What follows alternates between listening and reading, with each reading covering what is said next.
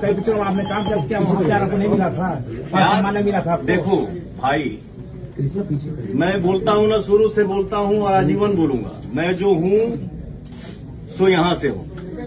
काम हर जगह आदमी करता है, ऐसा थोड़ी है कि कोई अनादर करेगा मैं चला जाऊंगा काम करने के लिए।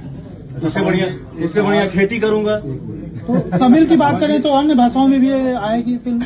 बिल्कुल आएगी।